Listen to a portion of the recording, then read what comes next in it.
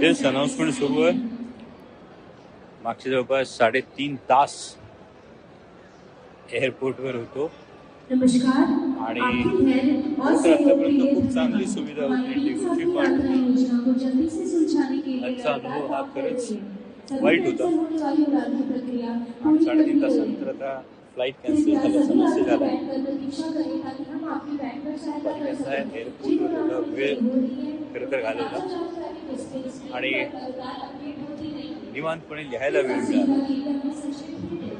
Flight cancel झाली असं मनस्ताप आहे, पण होऊ दिला नाही तर जास्त बरं.